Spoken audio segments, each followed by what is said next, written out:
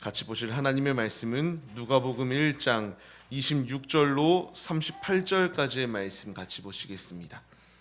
같이 보실 말씀은 누가복음 1장 26절로 38절까지의 말씀입니다.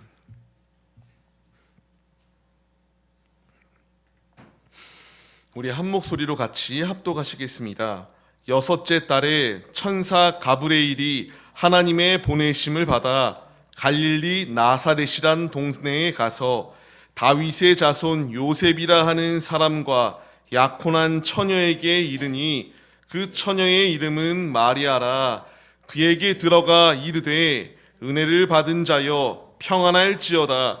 주께서 너와 함께 하시도다 하니 처녀가 그 말을 듣고 놀라 이런 인사가 어찌함인가 생각하매 천사가 이르되 마리아여 무서워하지 말라. 내가 하나님께 은혜를 입었느니라.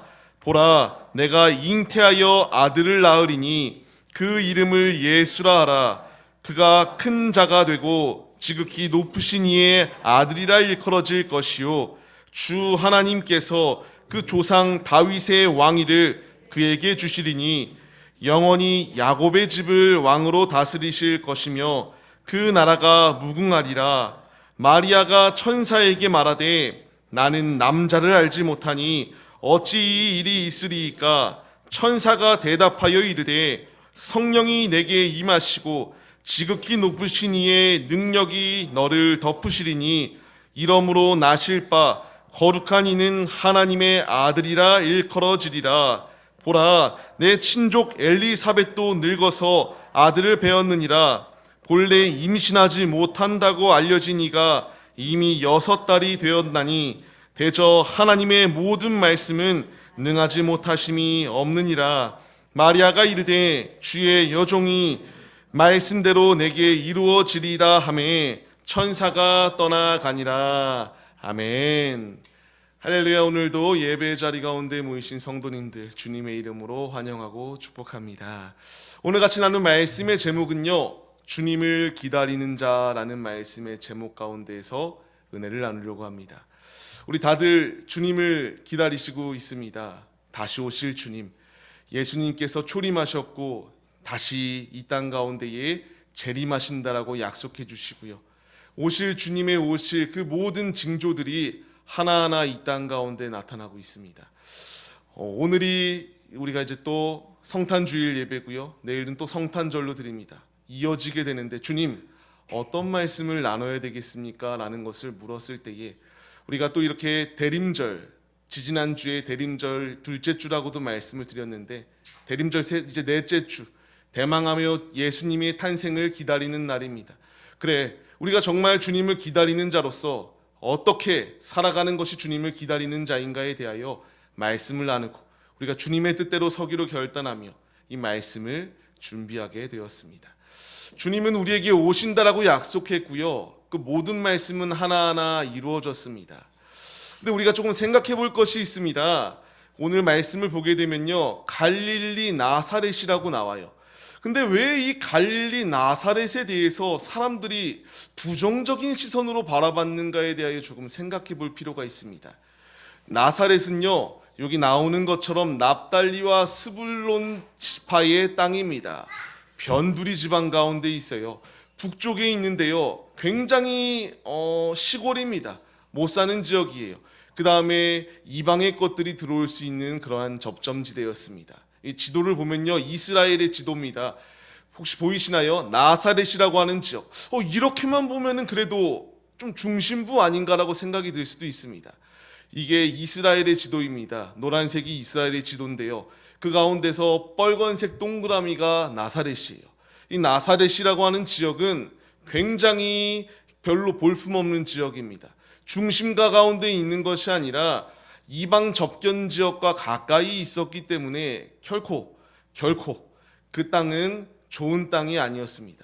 그럼 우리가 한번 생각해 볼 필요가 있어요. 왜? 예수님께서 왕이 우리에게 오시는데 좋은 땅 가운데 나시면 되는데 왜 그 좋은 땅 가운데 나신 것이 아니라 이런 별로 그렇게 뛰어나지 아니한 땅, 좋은 곳 가운데 탄생하셔서 좋은 최고의 학문과 최고의 것을 누리면 좋은데 그렇지 아니하셨는가에 대하여 우리는 궁금증이 들 수 있거든요. 근데 이 말씀이 이루어진 이유가 있습니다. 이사야서 9장 1절 말씀을 보게 되면요, 이제 왜 예수님께서 그 땅 가운데 태어날 수밖에 없었는가, 탄생하실 수밖에 없었는가에 대하여 말씀해 주십니다.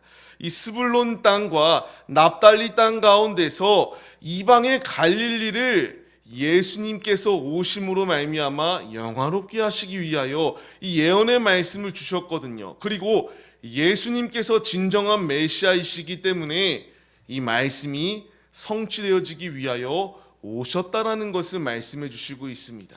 우리 주님의 말씀은요, 그 어느 것 하나 그냥 헛되거나 하나님이 말씀하시고도 그 말씀이 그냥 거두어지는 법이 없다라는 것을 분명히 말씀하세요.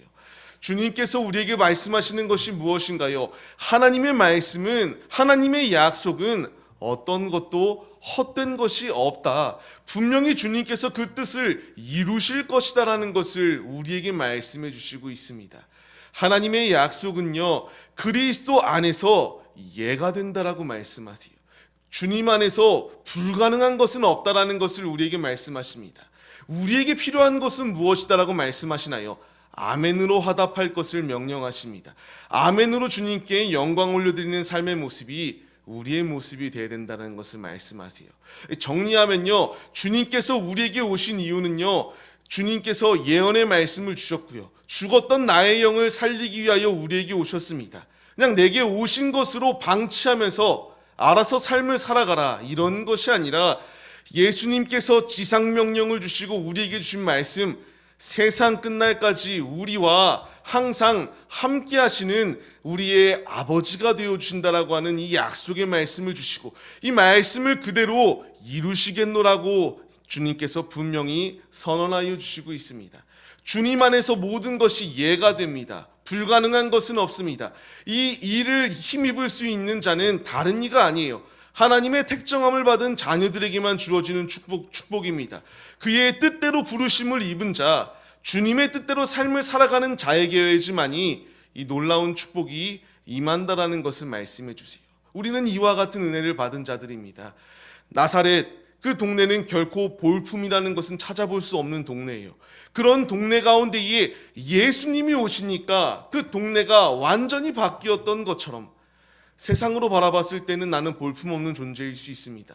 가진 것이 없다라고 여겨질 수 있고요, 내가 내세울 만한 것이 아무것도 없을 수 있어요. 그러나 내 안에 예수가 오시면요, 그 불경스럽다라고 여겨지는 그 나사렛 동네가 완전히 바뀌어서 축복의 땅이라고 불려지는 것처럼 내 안에 예수님이 오시기만 하면은 이와 같은 축복이 있다. 내게 예수님이 오셨고요, 세상 끝날까지 함께 하신다라고 말씀해 주시고 있습니다. 내게 필요한 것은 그렇기에 주님의 말씀하시는 그 모든 명령에 순종하는 자들이 되어야 된다는 것을 말씀하십니다. 우리가 오늘 두 가지로 말씀을 나눠보려고 합니다. 예수님을 기다리는 자들의 모습이 우리의 모습이에요. 주님을 기다리고 있거든요. 주님은 우리가 언제 어떻게 오실지 우리는 아무도 모르지만 성경 말씀을 통하여 분명히 우리에게 오신다라고 말씀하셨고요, 아기 예수 탄생하심이 내일입니다. 우리가 오늘 말씀을 통하여 주님이 내게 주시는 음성은 무엇인가, 예수님을 기다리는 자들은 어떻게 삶을 살아가야 되는 것인가, 은혜를 나누도록 하겠습니다. 예수님을 기다리는 자의 자세는 어떠해야 되는가? 두려워하는 것이 아니라 주님의 은혜를 힘입어 전진해야 된다는 것을 우리에게 말씀하십니다. 너무나 중요합니다. 오늘 말씀을 보게 되면요, 마리아에게 천사가 찾아옵니다. 찾아와서 한 말은 무엇인가요? 은혜를 받은 자라고 말해요. 한 번 더 30절 말씀을 통하여 말합니다. 하나님께 너가 은혜를 받았다라고 말해요. 이게 무슨 말인가? 마리아는 알지 못해요. 마리아의 상태는 어떠했는가에 대하여 29절을 통하여 말하거든요. 처녀였다라고 말합니다.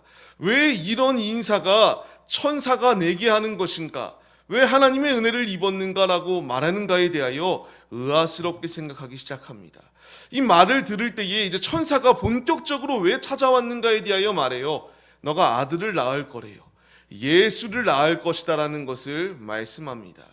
이 말을 듣게 되니까 이제 두려워질 수밖에 없거든요. 그때의 그의 천사의 대답은 무서워하지 말 것에 대하여 말합니다. 왜 마리아는 두려워할 수밖에 없었는가를 우리가 좀 생각해 봐야 됩니다. 이때에 분명히 약혼은 했어요. 근데 결혼하지 아니한 상태 가운데서 아이를 낳게 된다면 파혼은 물론이거니와 죽음까지도 당해야 됐습니다. 가늠한 여인이었거든요. 유대의 법 가운데서 이 여인은 결코 살 수 있는 조건이 없는 여인이었습니다. 무서워요. 너무나 무섭거든요. 당연한 겁니다. 근데 이 상황 가운데서요, 마리아에게 찾아온 천사의 대답은 너무나 기가 막힙니다. 그럼에도 불구하고 하나님의 은혜를 입었다고 말해요. 우리가 조금 생각해 볼 필요가 있습니다. 은혜 받았다라는 것이 무엇일까에 대해 조금은 생각해 봐야 됩니다. 사람이 생각하는 은혜와 하나님의 생각하는 은혜의 관점은 완전히 다르다는 거예요. 우리가 바라봤을 때에 내게 주어진 은혜는 무엇인가? 잘 먹고 자녀들이 잘 되고 잘 사는 것이 우리가 하나님께 은혜를 받았다라고 생각을 해요. 근데 이 마리아가 누렸던 것은요, 이제 이렇게 아들을 낳게 된다면은 자신은 죽는 상황이에요. 저주스러운 상황이거든요. 근데 주님의 관점은 다르다라는 것을 우리가 생각해 봐야 된다는 거예요. 주님은 우리 가운데 오셔서 우리를 쓰시겠다라고 말하거든요. 은혜 받았다라고 하는 의미는요, 내가 삶이 형통해지는 것이 은혜 받았다라는 것이 아니다라는 것을 말씀하십니다. 은혜 받았다라고 하는 정의는 무엇이냐?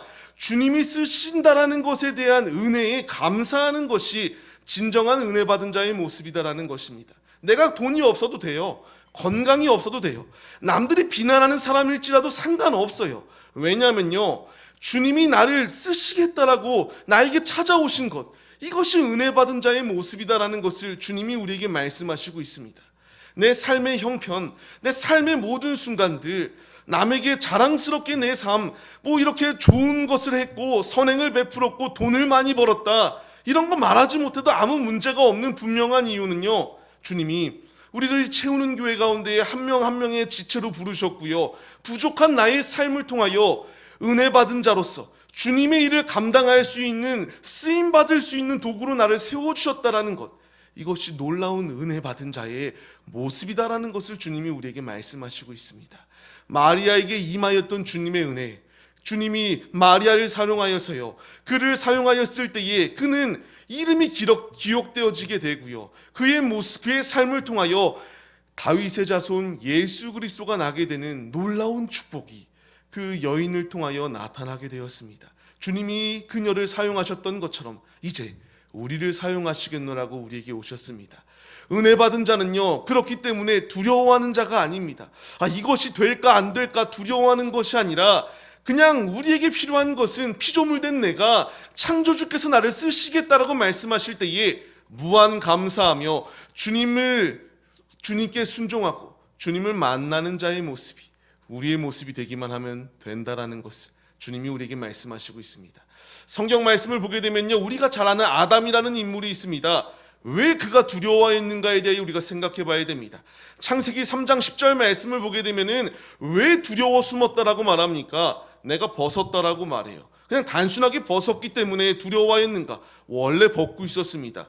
그럼에도 불구하고 그가 두려워하였던 이유는 죄가 그 가운데 들어갔기 때문에 두려워하기 시작하였습니다. 우리의 삶 가운데서도 나를 두렵게 만드는 것, 하나님이 나를 두렵게 만드는 것이 아니라 죄가 내 안에 틈타기 때문에 계속하여 두려워지고 있다는 것을 주님이 말씀하세요. 내 삶 가운데서 내가 주님의 일을 감당할 때에 주님은 나에게 은혜 받은 자라고 말씀하시거든요. 두려워하지 말라고 말씀하세요. 내가 너와 함께 한다라고 말씀하시거든요. 근데 내가 지금 두려워하는 이유는 내 안에 죄의 문제가 해결되지 않았고 내가 온전히 주님을 붙잡는 삶을 살아가기보다는 자꾸만 나의 힘으로 무엇인가 하려고 하는 그 교만한 마음들, 연약한 마음들이 내 안에 있기 때문에 주님의 길을 온전히 걸어가지 못하는 것이 우리의 모습이다라는 것을 주님이 우리에게 말씀하시고 있습니다. 내게 필요한 것은 나에게 찾아오신 예수, 나에게 복음으로 찾아오셨고 하나님의 놀라운 은혜 받은 자라고 지금 우리에게 명령하시는 주의 음성에 순종하여서 두려워하는 것이 아니라 주님의 기다리는 자, 모든 두려움을 제하여 주시는 예수 그리스도를 의지하며 힘차게 주님의 길을 걸어가는 자들의 모습이 우리의 모습이 되어야 된다는 것을 주님이 명령하십니다. 복음을 믿는다라는 것은 무엇입니까? 오늘 말씀 32절 33절의 말씀을 보게 되면요, 이제 예수님께서 큰 자가 되어서 우리에게 오신다라고 말씀하세요. 예수님이 하나님의 아들로 우리에게 오실 때에 내게 필요한 것은 다스리신다라고 말씀하시는 주님의 통치하심에 순종하여 주님의 길을 걸어가기만 하면 된다라는 것을 주님이 우리에게 말씀하시고 있습니다.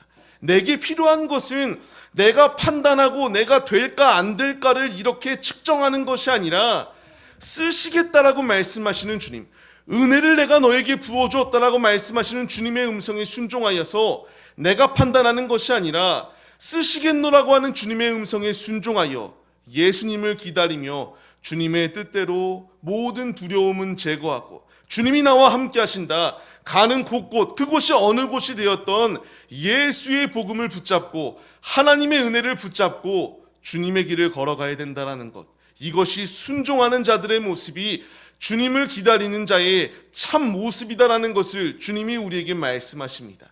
예수, 그 이름을 히브리어로 번역하게 되면요, 하나님은 구원이시다라는 것을 의미합니다. 헬라어로 다시 이 뜻을 번역하게 되면요, 예수예요.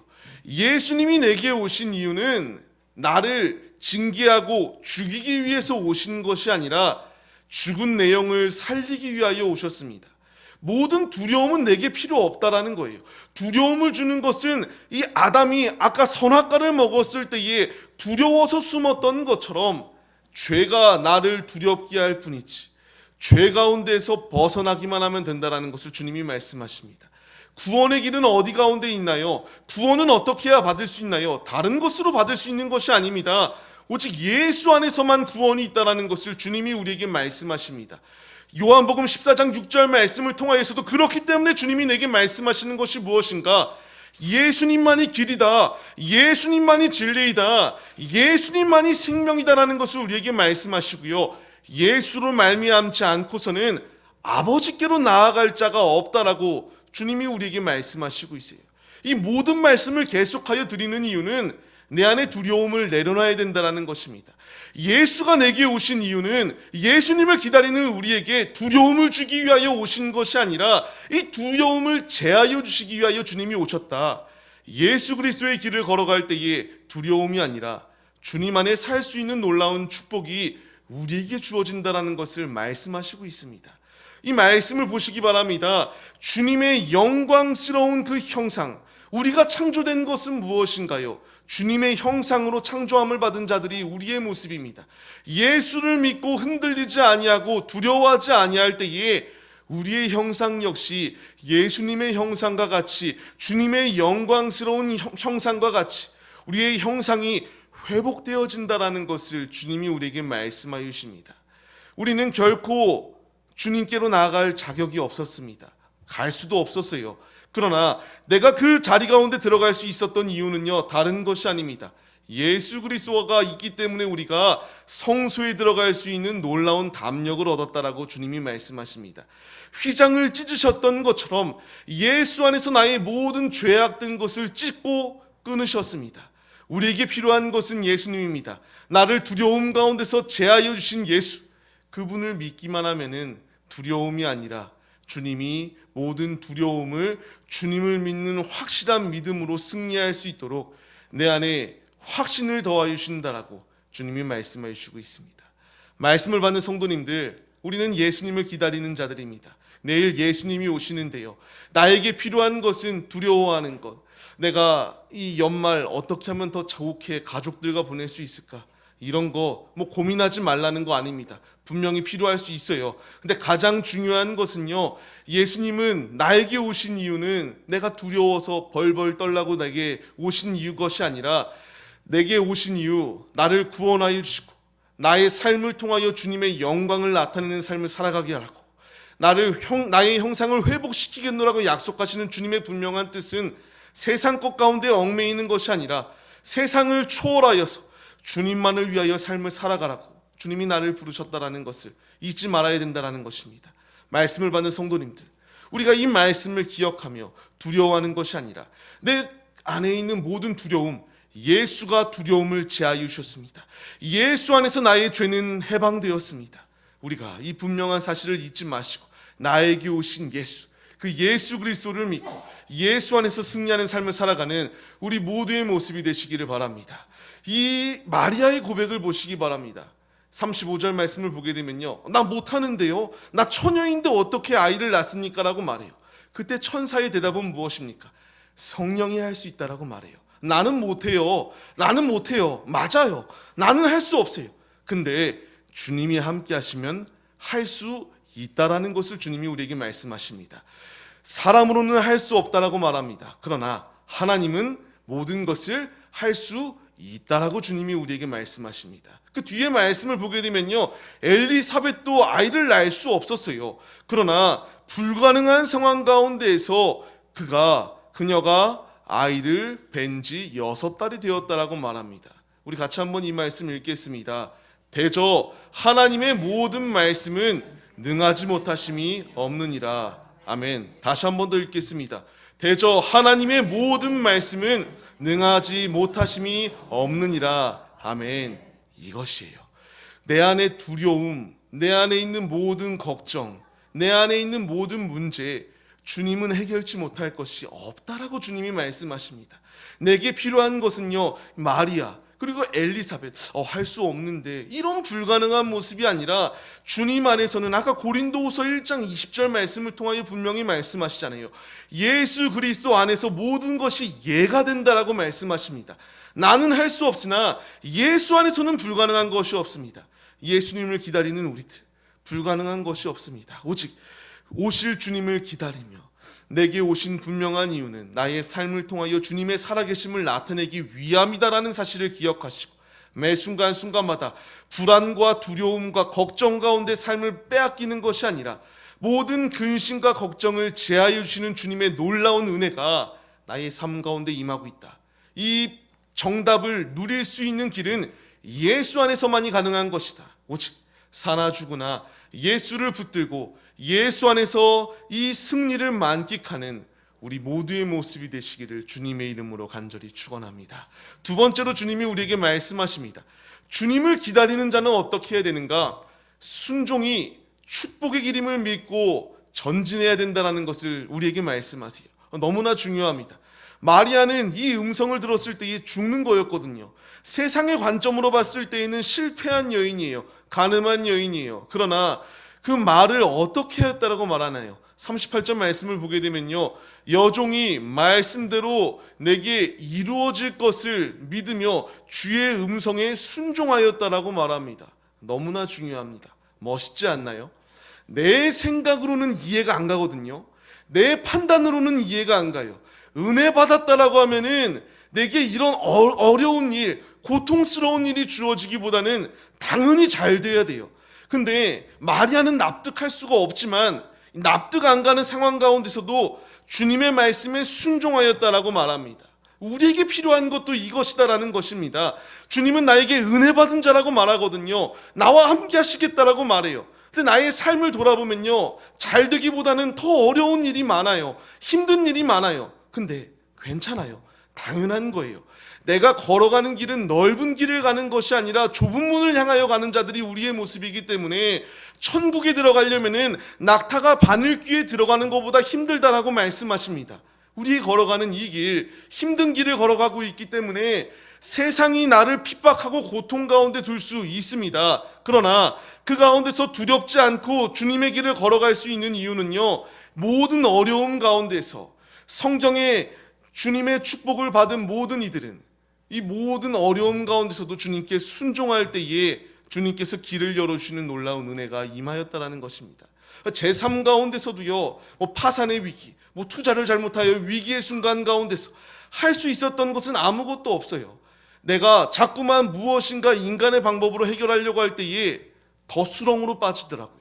그 가운데서 역전될 수 있었던 이유는 내가 내 힘을 의지하는 것이 아니라 할 수 없음을 인정하고 주님께 두 손 들고 순종하겠노라, 나는 주님이 없으면 안 된다라고 고백할 때에 주님이 바꿔주십니다. 바꿔주셨습니다. 지금 우리에게 필요한 것은요, 내게 잘 되면 더 잘 되는 축복이 임하길 바라는 건 맞습니다. 근데 육신의 잘됨만을 바라고 추구하는 것이 아니라 내게 필요한 것은 내 영혼이 평안한 길 가운데 거할 수 있도록, 내 영혼이 세상의 풍파가 그리고 사단의 압제 가운데에서 무너지지 아니할 수 있도록, 흔들리지 아니할 수 있도록 견고한 믿음으로 설 수 있게 해달라고 믿음으로 주님께 기도하고 믿음으로 무장하는 모습이 우리의 모습이 되어야 된다는 것을 말씀하십니다. 그래, 그렇다면 우리는 이렇게 생각할 수 있습니다. 순종, 좋아. 이렇게 순종하라고 끊임없이 말씀하시는데 세상 것을 잃는다 할지라도 순종할 때에 그래서 내게 주어지는 축복은 무엇인데 생각할 수 있습니다. 주님께서 우리에게 말씀하십니다. 신명기 말씀을 통하여 내게 주시는 축복이 무엇인가? 여호와의 말씀을 청종하는 자, 순종하는 자에게는 주님께서 성읍 가운데서도 복을 주시고요, 들에서도 복을 주시고요, 자녀에게 복을 주시고요, 토지에도 복을 더하여 주시고요, 모든 그 가축 가운데서도 복을 더하여 주시고 모든 것 가운데서 주님이 함께하여 주시는 축복이 임한다라고 말씀하십니다. 이것으로 끝이 아니에요. 8절까지의 말씀을 계속하여 보게 되면요, 돌아서도 복을 받고요, 나가도 복을 받는다라고 주님이 말씀하십니다. 적군이 내 앞에 놓여 있다 할지라도요, 내가 하나님의 음성에 순종하여 주님의 길을 걸어가기만 하면은 그 적군들이, 대적들이 한 길로 왔다가 7길로 도망하게 되는 역사가 임한다라고 말씀하십니다. 모든 일 가운데서 주님이 축복하신다라고 말씀하십니다. 순종할 때에 이런 축복이 임합니다. 내 마음대로 살 때에 이런 축복이 임하는 것이 아니라 주님을 위하여 삶을 살아가는 이에게 이런 축복이 임한다라고 말씀하십니다. 마리아라고 하는 인물, 지금까지 그 이름이 기록되어지고 기억되어지는 이유는 주의 말씀에 순종하였기 때문에 이런 역사가 임하게 되었습니다. 우리 역시 마찬가지입니다. 이 말라기 3장 말씀 우리가 한번 같이 읽어볼까요? 그때에 여호와를 경외하는 자들의 피차는 말하매 여호와께서 그것을 분명히 들으시고 여호와를 경외하는 자와 그 이름을 존중히 여기는 자를 위하여 여호와 앞에 있는 기념책에 기록하셨느니라. 아멘. 우리가 주님을 위하여 순종하고 주님을 위하여 삶을 살아갈 때에 마리아의 이름이 생명책 가운데 기록되어진 것처럼 우리의 이름도 생명책 가운데 기록되어지고 주님을 위하여 삶을 살아가는 이에게 주님의 놀라우신 은혜와 축복이 내 삶 가운데에 임한다라는 것을 말씀하여 주십니다. 내게 필요한 것은 순종입니다. 내게 필요한 것은 주님을 기다리면서 왜 안 와? 짜증나고 불평하고 하나님이 있으면 내가 이렇게 어려울 수 있나? 투정하는 삶이 아니라 오실 주님을 바라보며 순종하기만 하면은 내 영육간에 주님이 채우시는 놀라운 은혜로 함께 하신다라고 말씀하십니다. 말씀을 받는 성도님들, 우리가 이 분명한 사실 잊지 마시고 모든 성경에 나오는 인물들이 축복받았던 비결, 그리고 우리의 믿음의 선진들, 그리고 내가 축복받았던 때의 그 비결을 보게 되면요, 내 힘으로 일할 때의 축복이 아니라 주님을 인정하고 주님의 역사하심을 바라볼 때에 순종하는 이에게 주님이 길을 열어주시는 놀라운 은혜가 지금도 우리의 삶 가운데서 임하고 있습니다. 이 분명한 사실을 잊지 마시고 순종하여 마리아와 같이, 그리고 수많은 믿음의 선진들과 같이, 그리고 나의 삶을 통하여 생명책 가운데 내 이름을 기록하시고 이어서 계속하여 성경의 말씀들을 나를 통하여 이루어 가실 주님의 놀라운 은혜가 내 삶 가운데 있다라는 사실을 잊지 마시고 순종하여 주님의 길을 걸어가기에 힘쓰는 우리 모두의 모습이 되시기를 주님의 이름으로 간절히 축원합니다. 말씀을 맺겠습니다. 나는 주님께 부름을 받았습니다. 지금 주님이 우리 한 사람 한 사람에게 찾아오셔서 은혜 받은 자여, 주님이 함께하는 자여, 두려워하지 마라, 무서워하지 마라, 주님이 우리에게 말씀하여 주십니다.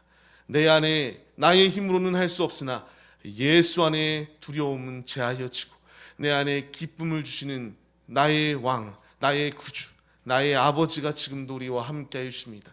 내게 필요한 것은 주의 말씀에 순종하는 것입니다.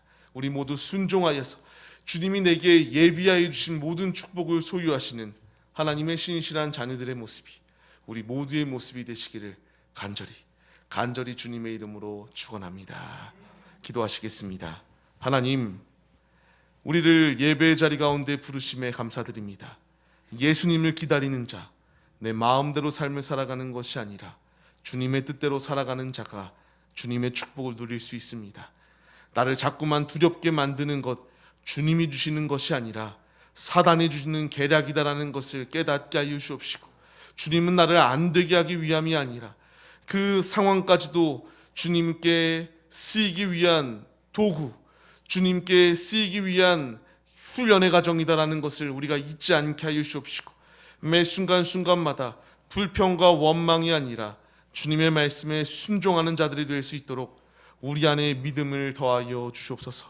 이 시간 이 자리 가운데 우리를 부르시고 인도하신 주님, 주의 뜻대로 살기로 결단하는 우리 모두에게 영적인 부요함을 더하여 주시옵시고, 주님께서 신명기 말씀을 통하여 약속하여 주신 축복의 말씀 내게도 부어 주시옵소서. 나는 아무것도 아니오나 주님께 삶을 내어드릴 때에 나의 삶의 항해자 되시고 나의 운행자가 되어주시는 주님께서 나의 삶을 선한 길로 운행해 주실 것을 확신합니다. 주님, 모든 것이 합력하여 선한 길로 인도하시는 주님을 배반하는 것이 아니라 주님의 뜻대로만 삶을 살아가는 우리 모두의 모습이 될 수 있도록 성령 충만함을 부어 주시옵소서. 이 시간 주님께 귀한 예물을 드리는 모든 성도들, 주님께서 오병이어의 기적으로 채워 주시옵시고, 없는 가운데서 드린 모든 이 주님께 드리는 중심, 주님이 기뻐 여기시고 귀히 여기시고 채우셔서 찢어지고 부욕해 되어지는 축복 모든 가정 가운데 더하여 주시옵소서.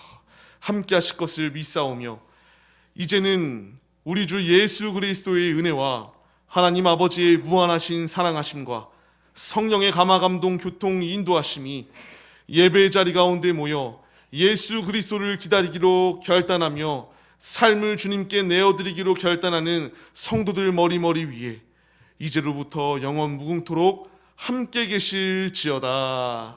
아멘.